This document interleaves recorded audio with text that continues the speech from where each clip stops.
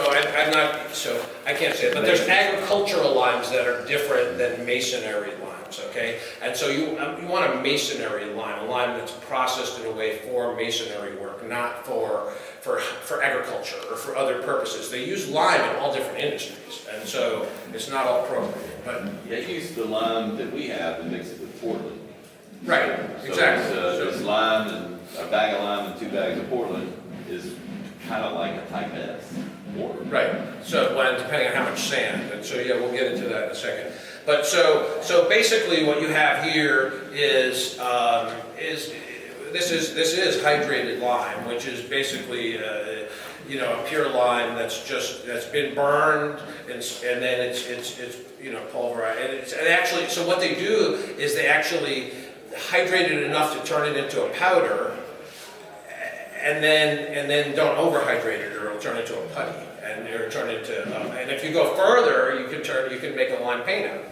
And so you can turn a putty into a paint, and it's about a 1-to-5 ratio is the general rule. So if you start with something that's a putty and you want to make a lime wash, what they would call, it's about 1 part putty to about 4 or 5 parts water, and then that just thins it out. But generally a lime paint always had other things in it, that either some oil or some clays or something to give it stickiness and make it have better adhesion. So anyway, so starting from that, so let's see, where can we go from here? So again, to make so this is a modern material, but say it was made in a historic way, you could still turn it into a powder like this. And so what you would be adding, and we could, I don't know if I should just mix them or just talk about it now. It doesn't really matter. So, but anyway, like about a 1 part, this would be the binder, to about 3 parts sand. So also sands, obviously there's a huge range in sands, and so we'll jump into that subject briefly and talk about sands. And I just have a couple different sands here. And so the coarseness of the sand obviously is a major factor, but also now if we had sieves, we could run it through. There's so many different levels. We could just do the theory. You could just talk about sands for a really long time. But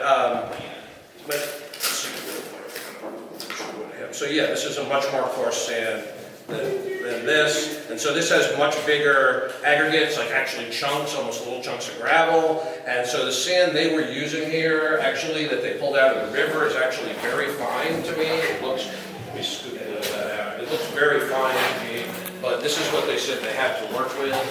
And so, yeah, this is super fine. So it's, other than it has some bigger chunks, but it's pretty fine sand. This is what they were trying to work with here when they were doing work most recently. Doesn't look like the best sand for historic work to me, but you know, this is what they came up with because they got this from some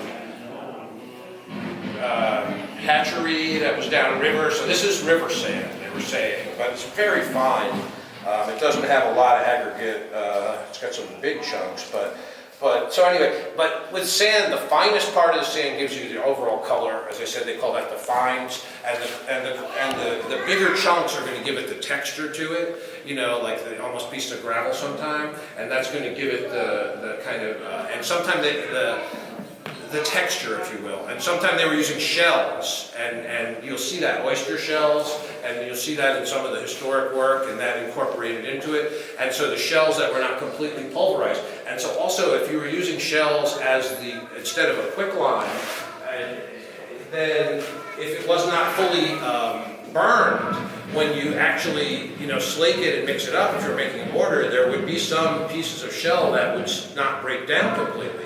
And those would turn into aggregate. So those wouldn't actually slake, and then that would, come to the surface, and that would give you texture also. Or, to give it a historic look, you could be adding crushed shells to it, which they do a lot now, as well. And so anyone have any comments or questions? Because that would be helpful to have some interaction. So about mortars in general, one mortar, or Anything? You have marble up there? Would you add the marble in with the putties as well? So this was, I mean, it's a good question. It's not really. So marble is just another aggregate, and so you could make. So the point being that if we were wanting to patch marble, we can add, instead of sand, we can use the marble, and then we can make a composite patching material. Or if we're doing work, say, like on a marble structure, like I work on, like, say, I work on a marble mausoleum, and the joints are pure white, and the building is pure marble. And so I can take, and I would be using not a pure, not a, just a hydrated lime like this, but probably an NHL. But we can actually just use this instead of sand and make a mortar out of marble, so that or if we're doing patching, composite patching is a term that we would be doing patching loss as opposed to just filling mortar joints. And we could also make composite patch material to repair brick. And so that's another thing that we didn't really discuss, whereas we have bricks where there's a lot of loss and, you know, for whatever reason, inappropriate mortar or whatever. And so there's a few different options depending on the amount of loss and the situation. But another option is we could patch those areas with a composite patching material. And in the case of a brick, what we could do is pulverize brick and make brick dust.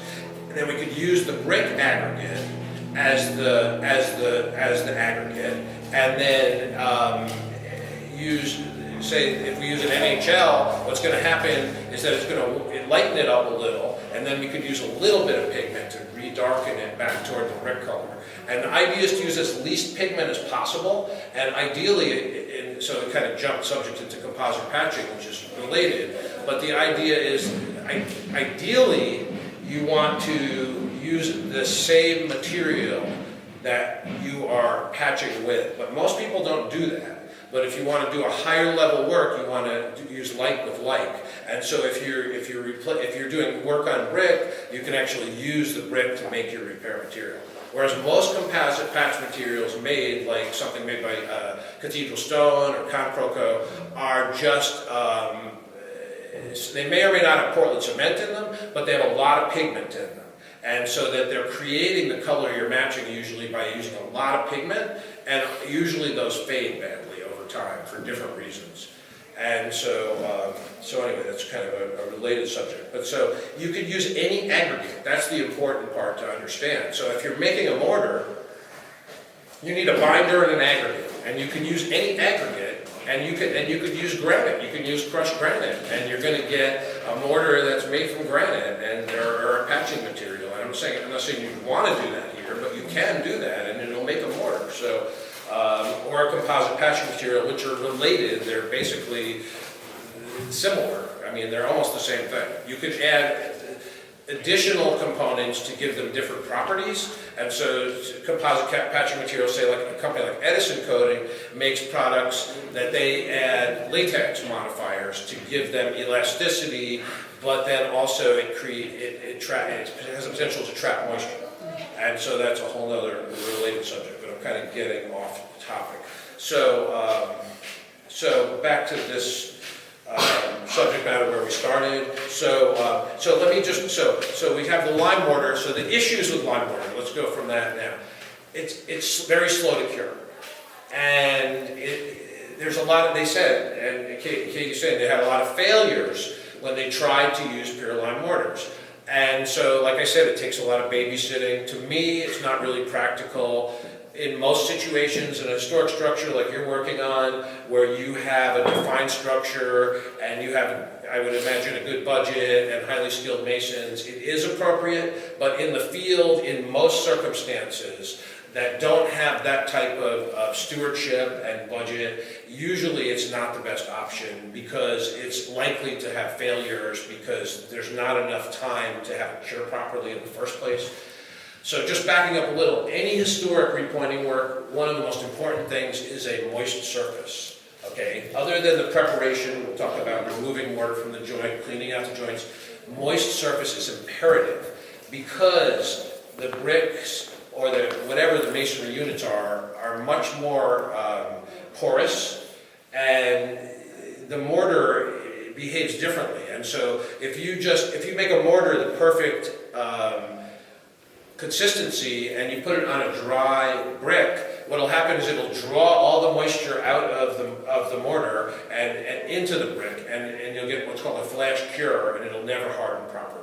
And so no matter how many times you keep misting it after the fact, if the brick is not moist enough to begin with, it's not going to work. And so this is, I mentioned yesterday, they do misting and remisting, and Gerard Lynch was just talking about this in his presentation with the IPTW, how they would, for 2 or 3 days, they would be misting down buildings before they would start repointing work. And then it should never be glistening, it should be damp to touch, and because if you get it moist enough, it'll hold the moisture. The problem is if you just moist it looks moist, but then it evaporates. And so you have to, keep misting it down to get it to hold enough moisture, and then to get a good cure. And then when you mix the mortar, you want it to be very stiff. You want it to be almost like, and we'll mix some. We'll probably just wait till after lunch now. You want it to be very, very, almost like a dry cake mix or something like that. But not. You want it to be.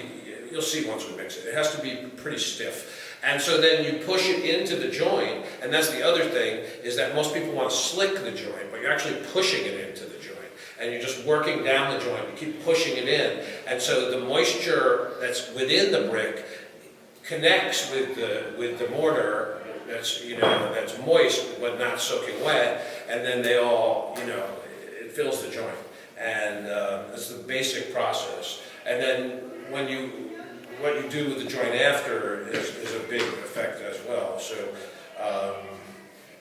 what time is it right now? Give me some kind of idea. What's that? 12, yeah. So I'll just go a little further and talk about natural hydraulic lime, and then we'll probably stop for lunch, and there's no point in mixing anything right now. So kind of bring it to full circle, up to speed. So, as a lot of people started to be more sensitive to the historic structure and try to recreate the way things had been done, they started to work with the lime mortars more, and with variable results, and oftentimes not good results, because of the things I mentioned. They're tricky. There's a lot of potential reasons that they fail.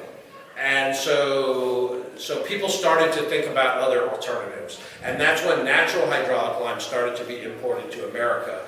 And natural hydraulic limes are, as I had mentioned yesterday, they're basically like this. However, they have other minerals in them that give it some hydraulic action. So they're basically somewhere between a pure lime and a Portland cement. Okay, they're kind of a compromise between the two, if you want a very simple version of what they are. There's 3 different versions of them that are commonly made, and the originally they didn't have numbers. Originally they had words associated with them coming from overseas, and so the weakest version, which is now called an NHL2, was called feebly hydraulic because it was just a little bit hydraulic. And that's the British term, and of course, if you say it with a British accent, it sounds even better. And so it had a little bit of hydraulic action, but it didn't ever get that hard. And I'm not going to get into the exact numbers. So then the moderate, and then that is what they called it actually. They called it moderately hydraulic, which has become the most popular version of the NHLs, which is the NHL 3.5, which is the mid-range. And the hardest version, which will approach a Portland cement in hardness, is NHL 5, and they called it eminently hydraulic. And so and that means it would get hard more quickly and become harder in the end as well. And as I mentioned yesterday, whether it be Portland cement or, so let's start from the beginning. A lime mortar cures only through carbonation, drawing carbon dioxide back in the air. It has no hydraulic action. A natural hydraulic lime is both. And so it's going to have some hydraulic action, it's still going to carbonate. And so on the low end is the NHL2, on the high end is the 5, and meaning that the variable amount of hydraulic action, they're all still going to carbonate. And a Portland cement also carbonates. That's why Portland cement gets harder and harder for a year. It's going to have an initial hardness from the hydraulic action, but it's still going to keep getting harder. And so they all carbonate, and so that's a kind of source of confusion. But the point being that the lime mortar only carbonates. It has no hydraulic action, so it takes forever to harden. And so it's not really a great alternative for production work or for, in practical applications. So the natural hydraulic lime started to be imported to America. At this point now, there's maybe a half a dozen companies that have some presence in America. There's a few that are much more known now. And St. Astier had a pretty large market presence earlier, and it's a great product. It's made in France. And one of the differences and one of the downsides for historic work of the St. Astier is it's extremely white. And so, why does that matter? Well, if you're doing historic pointing work, generally you don't want really white joints. You want something that's more buff or more subtle and blends in with the structure more. And so if you're using something that naturally is a very white material, you need to pigment it or do something to tone it down. And so this is one of the downsides, but it's a great material. It's been made, since the mid 1800s, and it's been used on a lot of projects with great success. But that's one of the downsides, and it's interesting because I was just at this event called the IPTW, which is International Preservation Trades Workshops in Frederick, Maryland. We had our event this year. I'm on the board of that group, and we had it at the Historic Preservation Training Center in Frederick, Maryland.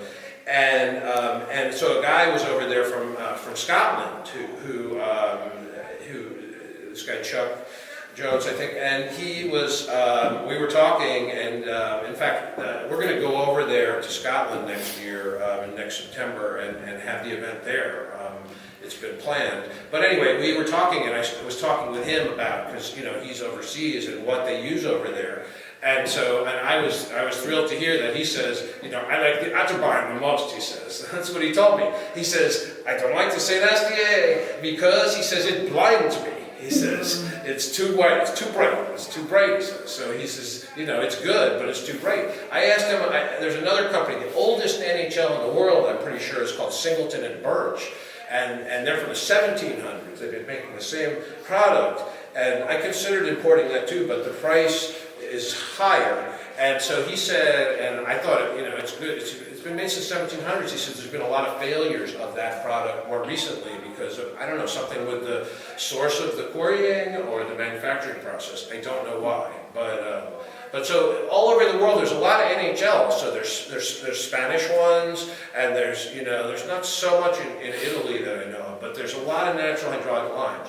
We didn't really have these in America because of the geology of the rocks. So we had something called natural cement, similar but different, chemically, geologically, and so, but there was a natural cement component in this structure, and I'll just mention that briefly, and the most famous natural cement name and place is Rosendale, from Rosendale, New York, and natural cement is like a natural hydraulic lime, but actually gets harder and gets harder quicker, and it gets hard very quickly.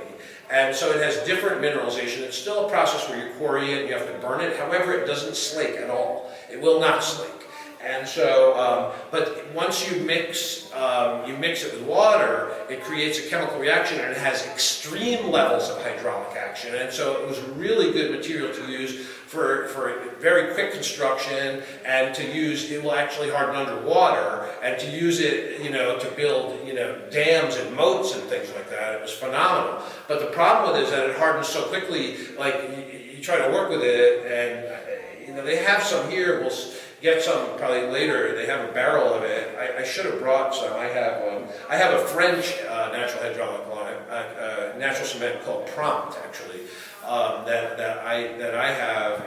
I should have brought a bucket of it. But anyway, it hardens like spontaneously. Okay, so it's a problem to work with, because like you mix a batch up and you're like, okay, I'm going to work with it, and it's too late. It's hard. And you can't retemper it. Retempering means you add moisture, you add more water, mix it back up. And with a natural hydraulic lime, you can retemper. With a lime mortar, you can retemper forever.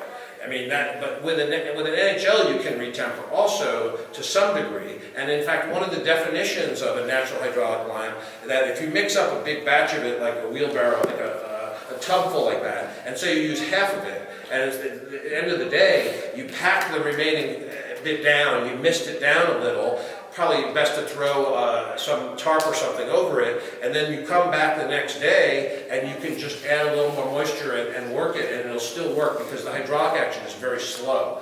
And so the term for that would be to knock it back up. And you can then rework the material, and that is one of the actual defining characteristics of something that is an NHL versus, you know, an NHL 3.5 you can do that to, and even more so a 2, but a 5 you can't do that to because it has more hydraulic action. It'll be too far along. And if you try to retemper it, then it'll never cure properly.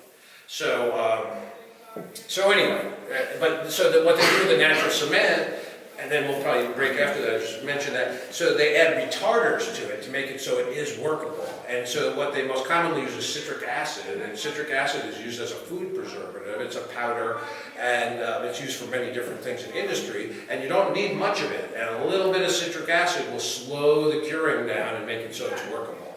And so, and that's what's commonly done. And if you add, you know, too much, then it'll affect the curing, and it'll, you know, so it's a pretty small amount to a pretty big amount. It has a huge effect on it.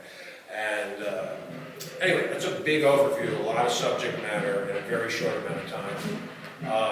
And so, any comments, questions? It's not